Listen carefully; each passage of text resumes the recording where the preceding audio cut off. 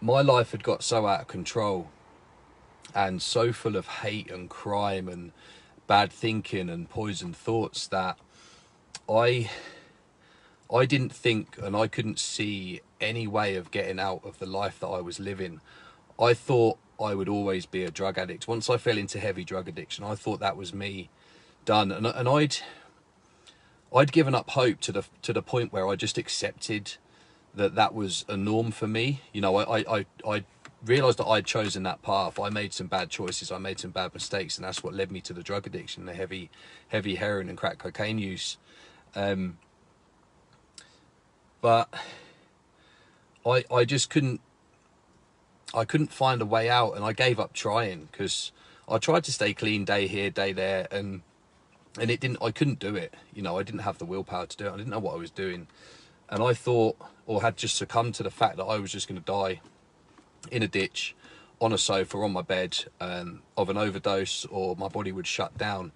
And I wasn't really sure that I wanted that, but I'd accepted that that's what was going to happen to me. Now, as a kid at school, I in my earlier days in school, I was bullied quite a lot. I did a video recently about me being by the water. I was held underwater at swimming lessons. I was punched, I was kicked, all sorts of stuff. And I became quite aggressive. My parents will say that there was a point of me where one day I was the nicest kid that you could ever meet, and then literally the next day I was horrible. You know, I was just a problem and I was a pain. And once I started getting in trouble at school, once I started fighting, I was tarred with a brush. So back then there was no like ADHD, ADD, all these labels that people have got now, or autism, the spectrum, and all that sort of stuff that I've recently found out that I have these things. I mean, not that I don't wear them as a badge or a label, but it's nice to know why my mind thinks that way. Now, I never fitted in. I always wanted more. I always wanted what the perceived cool kids had. You know, a guy would have this nice bike. I never actually had my own bike. I was quite happy with a BMX. But all the things, you know, I wanted material things. I wanted this, I wanted that.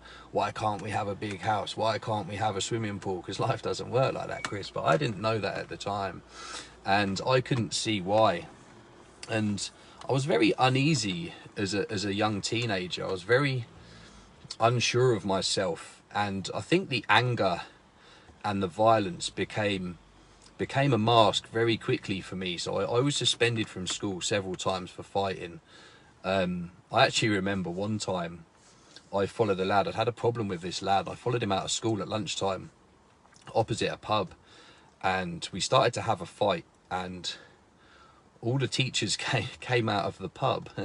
So that will tell you what sort of school I went to. All the teachers were in the pub. I don't know what they were doing in there. Only we can imagine that. But I was suspended to the point where my parents actually went to the school and said, "Can you stop suspending Chris from school? Because he sees it as a reward." And I did. I didn't like school. I mean, I hated it. I was a clever lad, and I never tried. I never did any homework or anything like that. And I just did not like being there. I was quite happy in my parents' back garden with my air rifle shooting all day, until they realised that that's what I was doing on my suspensions, and they took the keys to my gun safe away. So that kind of put later that plan. And I started smoking weed when I was maybe 15. I sort of thought about it for ages, and I made the choice to do that, and that escalated pretty quick to, I was clever enough not to smoke weed at school. Loads of lads at my school were getting suspended for smoking weed. Sorry, they were getting expelled for smoking weed. You know, you're caught doing drugs in school, you should be expelled. It's as simple as that. And I realised that I could eat hash, and that would get me high for the day. And so I would eat it before I went to school. It'd take about an hour to kick in, and I'd spend the day off my head. How the teachers didn't know, they must have known there was something wrong with me, but they couldn't prove anything because I had nothing on me, had nothing on my person. I didn't smell of weed, I didn't smell of cannabis.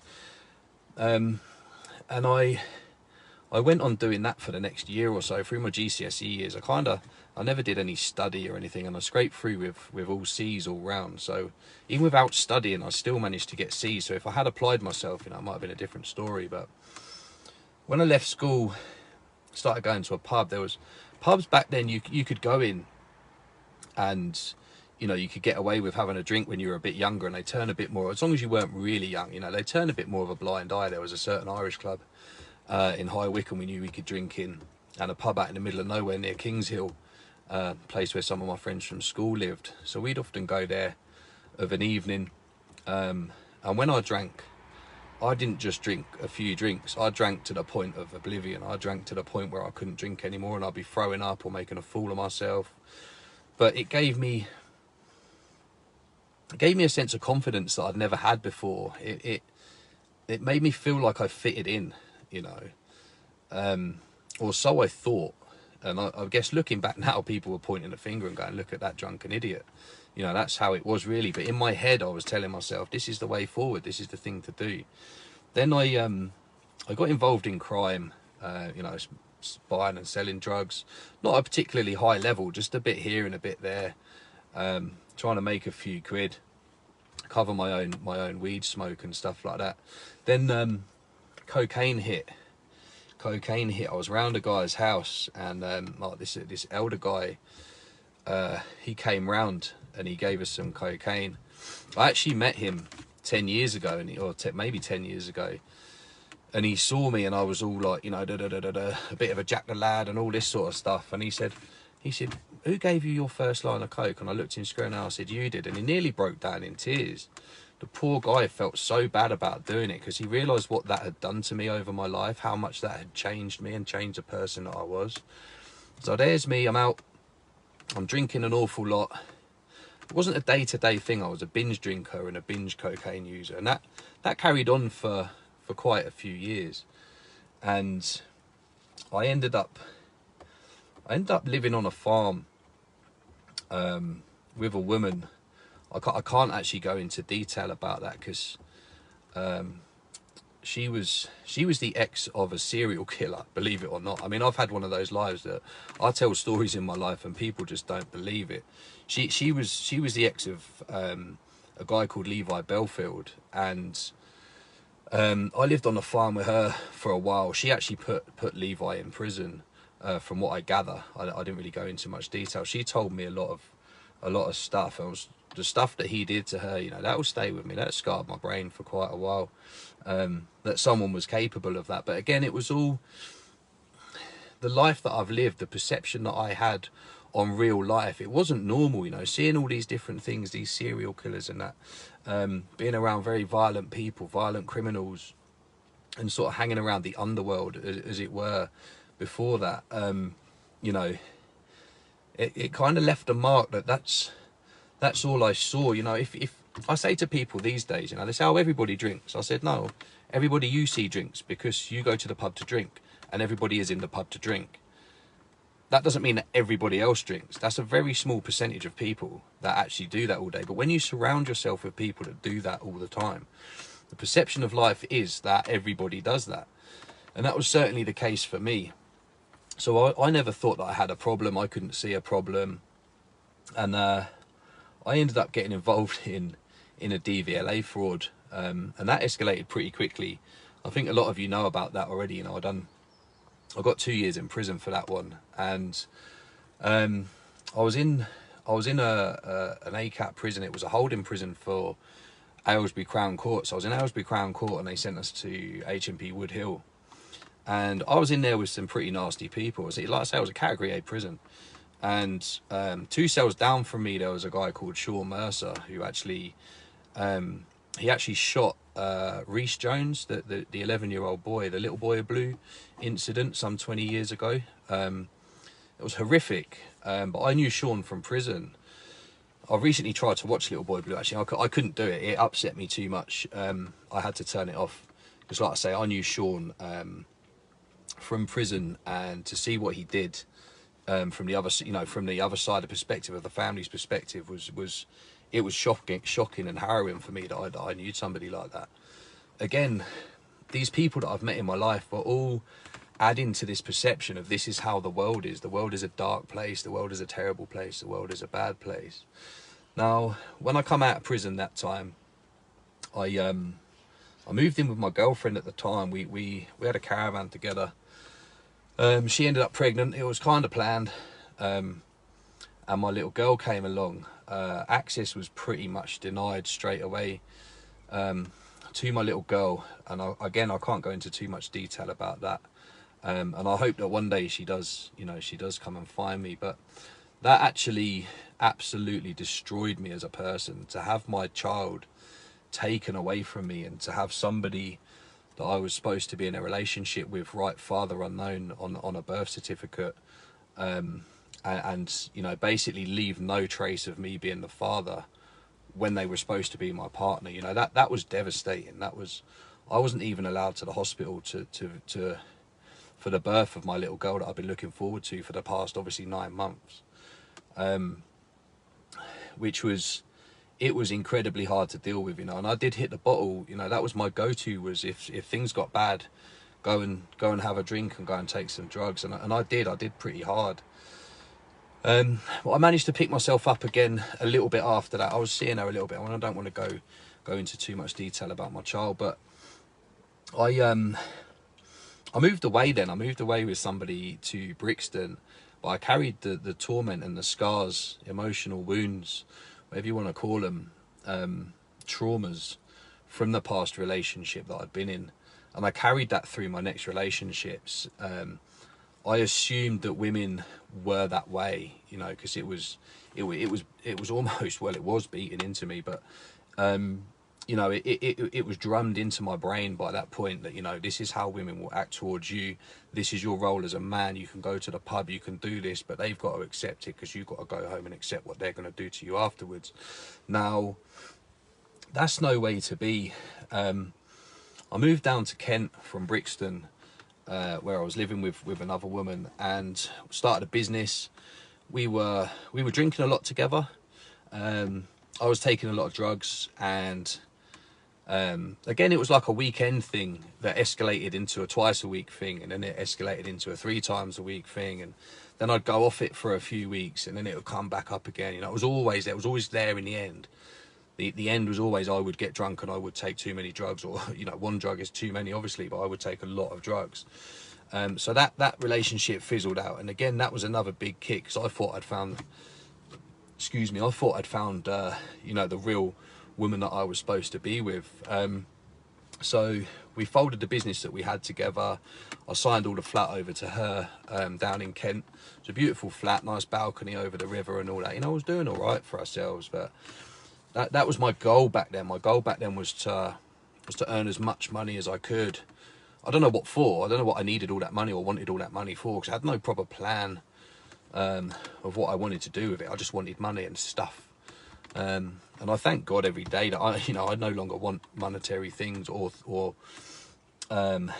things. I don't need anything. I just want peace of mind, peace in my heart. That's all I'm after these days. And, you know, I'm pretty content with everything that's going on. So that didn't work out. So I moved back to my hometown of High Wycombe, and I got involved with another woman, because I'd sworn off women by this point. I said, I'm not going to go down there. This is over the course of a good few years, by the way. It wasn't just like woman to woman to woman. And I got with another woman. Of course, I hadn't dealt with any past traumas or issues that I'd had in my life. So I took them again into the next relationship with even more issues that I'd had, because I wasn't working on myself. I wasn't doing anything to protect myself. I wasn't doing anything to learn about myself, and I certainly wasn't doing anything to grow into a proper human being.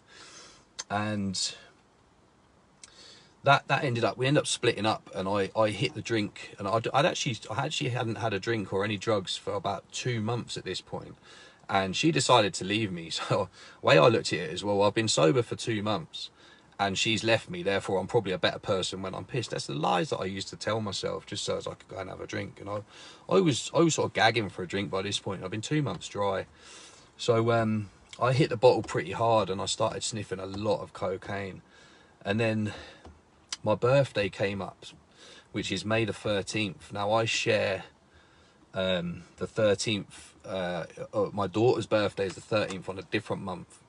Now, so the 13th was a hard day for me every month, and I used to use that as my excuse to go and get drunk, and that's how I dealt with my emotions on that particular day of every month, but on my birthday even more so. I actually looked up online how to make crack cocaine out out of the cocaine that I had, I figured out how to do it. And me being the intelligent guy that I am, I managed to make some crack, and I smoked it, and that was the start of something that, you know, I thought that cocaine and drink were bad, but crack was, that was something else. It took everything off me so quickly. It took all my savings. I was actually selling drugs at the time. It took all my stash away from me within a week.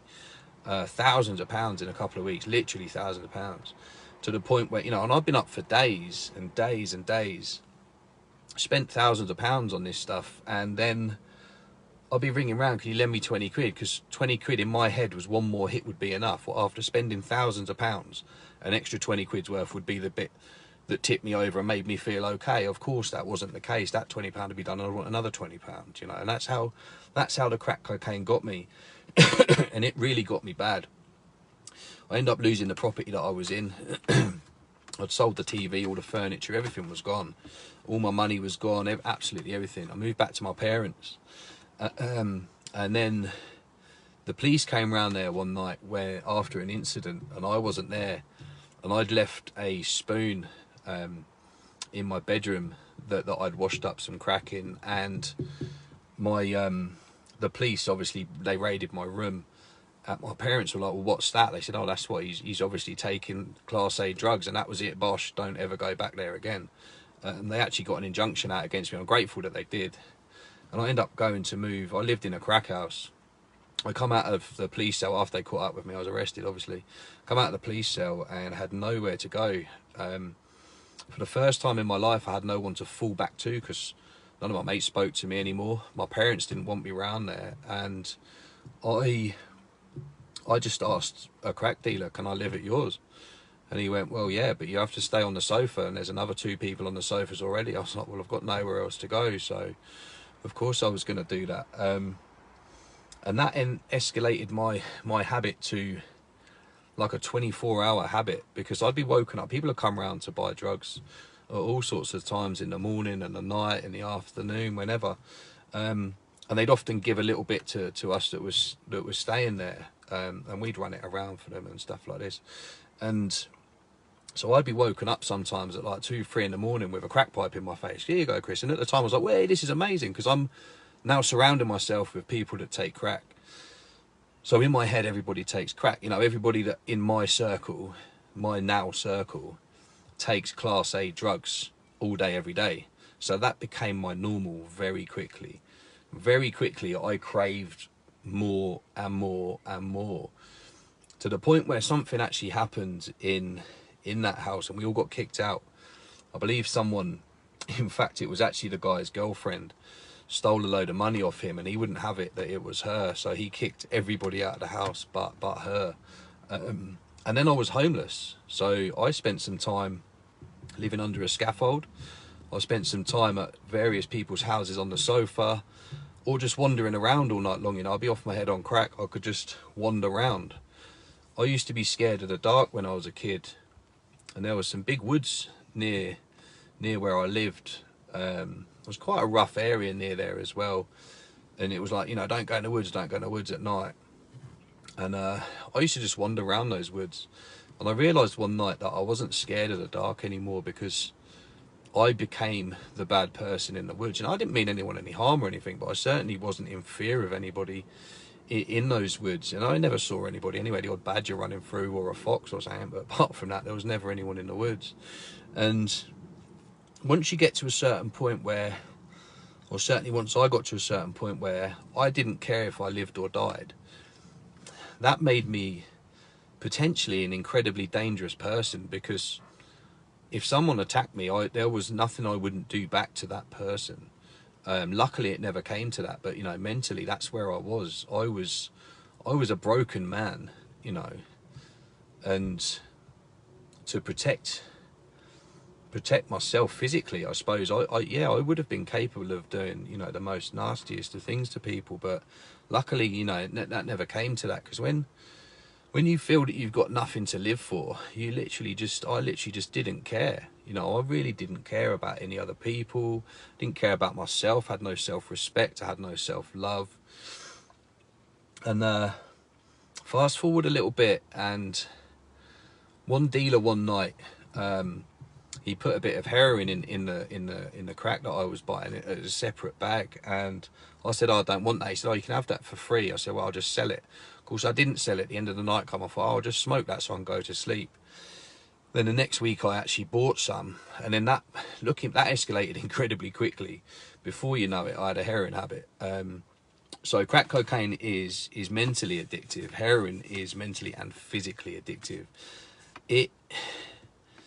If your body doesn't have heroin and you have a habit as big as mine, I was on 100 pounds of heroin a day and 50 pounds of crack cocaine every day, 7 days a week at one point before I went back to prison. Now, I was going around, I was robbing shops, and I was working as well. You know, I was earning 150, 200 pounds a day, and it was all going on drugs. All going on drugs. I was to the point where I was still stealing my food, stealing my lunch, stealing sandwiches from Tesco's, because I used to just steal. You know, I'd steal meat, I'd steal whatever I could get my hands on, just to be able to sell it so I could get more money for drugs. You know, more. And it doesn't matter how much money I had in one day, I would never save any for the next day. It didn't work like that. It was I just use until the only way that it would last until the next day is if it carried on and I had that much that I'd carry on the next day. How I managed to keep that up, I don't know. I was down to 9 stone when I went to prison this next time. 9 stone at 6'2". They were going to put me on the hospital ward of a hospital wing of the prison when I got there, and I refused to go because I didn't want to go on that wing. I went into a normal wing and just ate loads of porridge. First thing I bought on canteen was a big bag of porridge, just yammed as much as that, and I managed to start putting some weight back on. But they put me on methadone when I was in prison, and that's a hideous drug in itself. It's not good at all. It takes months to get that stuff out of your system. I'm off methadone for well over 2 years now. I came off in a rehab that I went to in Leicestershire. So when I went to prison, I came out of prison, then they put me out homeless. So I was staying in a few hotels and that. I had a few grand saved up from what I was doing in prison. I spent, with the first 2 weeks I come out of prison, I hadn't taken any illicit substances in prison, no spice, nothing else apart from the methadone that I was prescribed. I could handle things in there. It's really weird. I could handle myself in prison, but I couldn't handle myself in the real world. And when they put me out, they promised me an AP, an approved premises. I never got that. They told me probation would help me. Probation didn't help me at all at the time. I didn't know where to turn, so I ended up, basically I was homeless. I was put in a YMCA. After about 5 weeks after I got out of prison, I managed to get into a YMCA. I'd spent £4,000 in the first 2 weeks when I was out of prison on drugs. £4,000. That was my start again money. That was my, you know, you can make a life for yourself, but I couldn't. Again, that was another kick. I kicked myself so hard. Like, look, I looked at it as you had a chance, Chris, you know, and you spoilt it and you ruined it again. And that wasn't an easy thing to do. And that again, that made me use more drugs. You know, I chose to use more drugs, but that just put me in such a depressive mindset that I took more and more and more. So my parents were talking to me again at this point. I made contact with them when I was in prison, and I said, look, I do want to change, I just don't know how to. You know, I'm that addicted to these substances, I don't know what to do. And I managed to get into, so this was, I think, the August that I got out. It was the year that we had that massive heat wave. It was like 40 degrees. I got out of prison just as it was starting, and by the December my parents took me up to a rehab in Leicestershire, and I went into phase 1 there, where they're supposed to take you off methadone, so I had to reduce. I was on 60 mil of methadone by this point, and I was still taking heroin and crack, and so I had to reduce down to 40 mils to get into the rehab, then obviously get clean on the crack and the heroin when I got there. So the 10 days before I got there, I dropped my methadone script by a third, which, if anyone knows anything about that, is quite a lot. And I came off the crack and the heroin. The day I got there was my last smoke was on the way up there in the services. I snuck in there, told my parents I need to go to the toilet, smoked my last bit, and then went into the rehab. I had some terrible withdrawals over that Christmas. I think it was the 12th of December I got in there, something like that. Now, my paperwork got messed up and lost somehow, so I spent 4 months in that rehab, still on the same script. I think it was 2 months on the still on the 40 mil of methadone, and then they eventually started dropping me. Now, obviously, you can go to the chemist, and the chemist has to prescribe what's on the prescription. So if you haven't had a drop prescribed, they have to give you the 40 mil. Now, you can take some out. They'll give you a syringe that will just suck some methadone out. You can take like 5 mil out, 10 mil, whatever you want. But I'd seen lads do that before, and they'd reduced themselves because their paperwork had been missing as well. And then they'd had a bad day, or they couldn't handle it, so they were down to say 10, 15 mil of methadone off of 40 mil. The prescriber's still giving them 40 mil, and if they've had a bad day, they would just take the whole lot and they'd spend the day off their head. And I didn't want to do that. I wanted to do it the right way, but I got down to about 5 mil, and I was due to have my last dose, and I'd been rattling terrible. My legs were terrible. Absolutely everything was hurting and aching, and I was hanging in there, what they call a dry user or a dry drunk, white knuckling in it. I think they refer to it in the anonymous rooms as. No recovery whatsoever. I just wasn't taking any illicit substances, and I was knocking the methadone down. So I left the rehab to use. I just couldn't hang in there anymore. In my head, I was like, if this is life without drugs, if this is what it's going to feel like for the rest of my life, I don't want to do this. I'd rather die on the drugs. So I'd made the choice to leave the rehab and go and take more drugs. It destroyed my parents. It destroyed my confidence again. But I took my last 5 mil of methadone the next day after I left, and I've never had any methadone again since. So I was on the path, and I did want to do something again. I was just a bit lost on what I was trying to do. Now, I spent a few more weeks, nearly a month maybe, back on the streets, living in the hotels, taking drugs, and I went into another so-called rehab. It was actually a cult. It's called Battelle. They're some international Christian charity. It was in Nottinghamshire. It's an incredibly dangerous place, the way it's set up. You know, you have to call the people, your higher ups, like a number 1 and number 2. It's a very odd place. I lasted 3 weeks in there, and I was like, I'm out of here. This is nuts. Got out of there, and I went back to the first rehab after another month, 6 weeks. I was actually getting on all right. I'd done 2 months in there. I wasn't sleeping. My restless leg syndrome had got really bad, but I wasn't using. I was off the methadone, and I still wasn't finding recovery because I wasn't doing what they told me to. But it was a hard place for a Catholic man to be in a pure Christian rehab. Now, I am a Christian, obviously, because I'm Catholic, but different kind of Christianity, and I wasn't really accepted as much as maybe I should have been for that. So I ended up, I went out to the doctors one day. With my parents actually came and took me to the doctors, because the rehab wouldn't take me there, refused to take me there because they thought I was messing around, and I wasn't sleeping. I hadn't slept for about a week, and so my parents took me there and had a drug test when I got back. But I knew that I was having a drug test, so I'd actually been smoking cigarettes out the back of the rehab, and you weren't allowed to be taking nicotine in this particular rehab. Now, I got my friend in there to urinate into a rubber glove, which I put down my trousers, and when I'd done the weed test, I split the end of the finger open and I squirted it into the pot from the rubber glove, and I tested positive for cocaine. Now, that says to me, I shouldn't laugh, but I find it funny now that the other guy was clearly using cocaine, and I'd have probably been better off if I used my own urine and just got a bollocking for nicotine. So I got kicked out that night on the spot. The second it come up, failed test, I was kicked out of that rehab. They packed all my stuff up, missed half of it, and that was me. My parents were devastated yet again. I was devastated yet again. And I ended up moving into a hotel in Leicestershire, and they owned, the people that owned the hotel owned a little property, like an HMO, so I got a room with them, and I lived there for about 6 months while I was trying to get into the next rehab. Now, the next rehab, that was different. It wasn't just like you can turn up 2 weeks and you're in, we'll take your benefits and this is that. It was structured, it was nice, it wasn't easy to get into.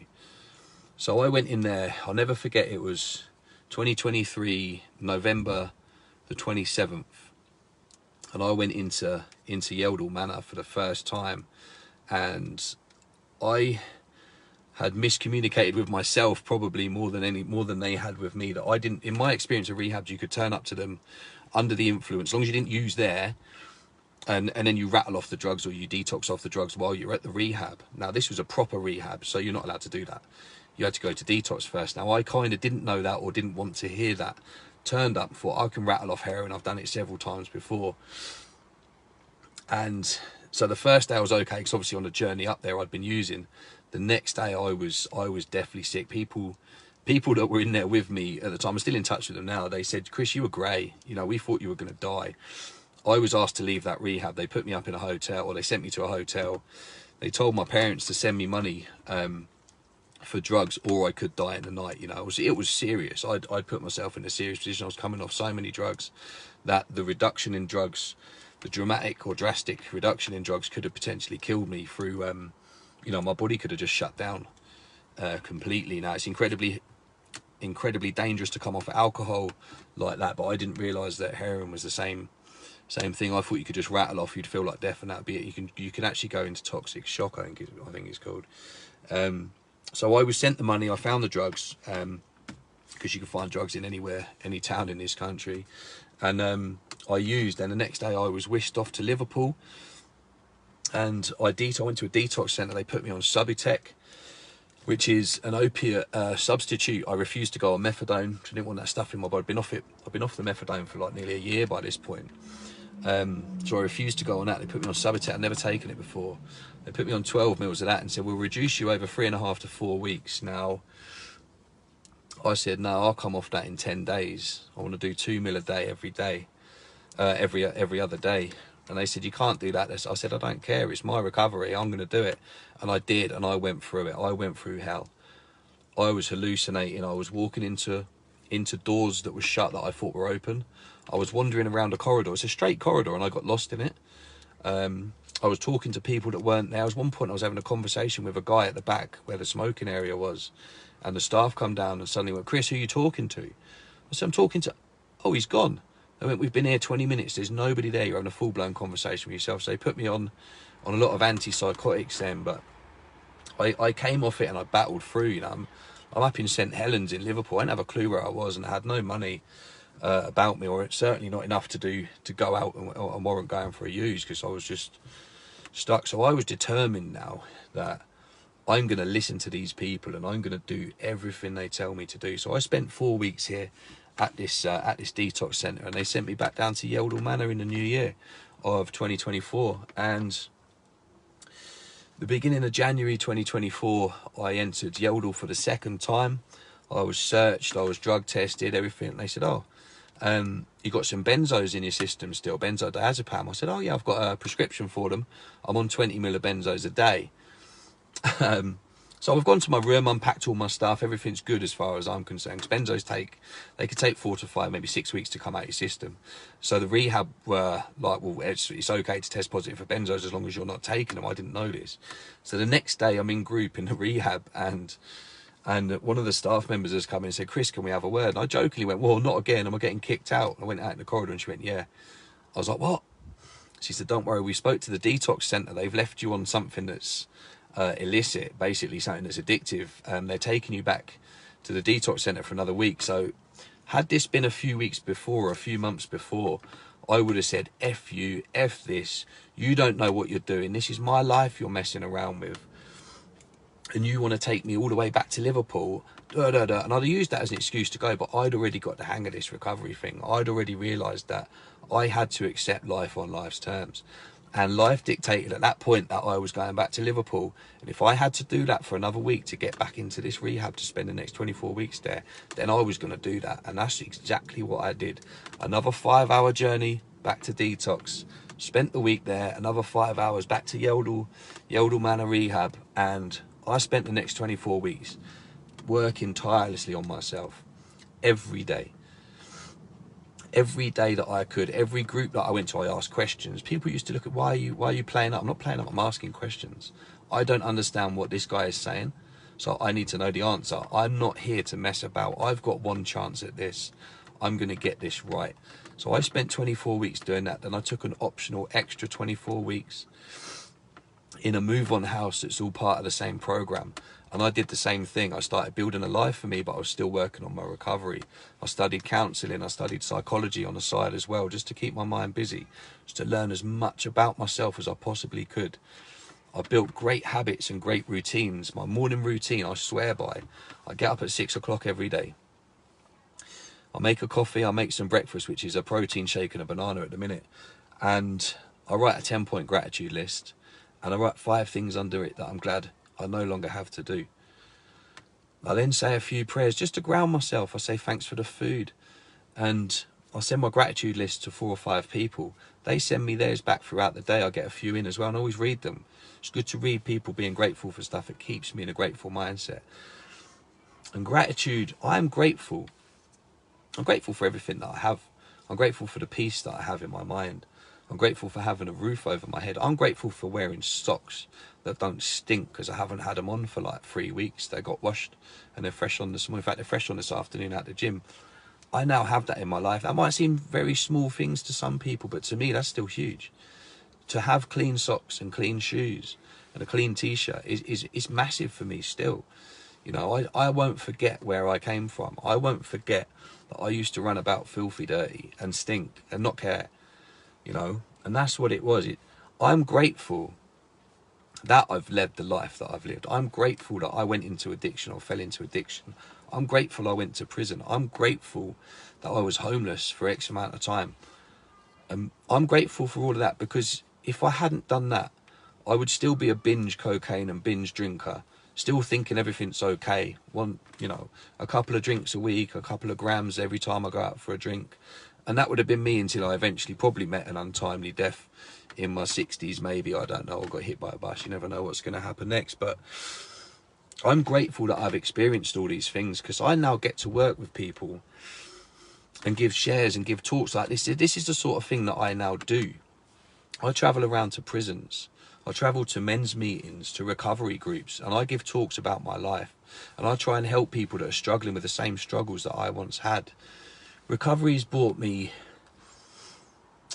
a few things. You know, I've got my car and I've got my flat, but more importantly than that, I've found happiness. I've found peace of mind. I'm content. I don't need more than I've got right now. In fact, I don't even need everything I do have right now. As long as I've got food and a roof, I'm a happy man.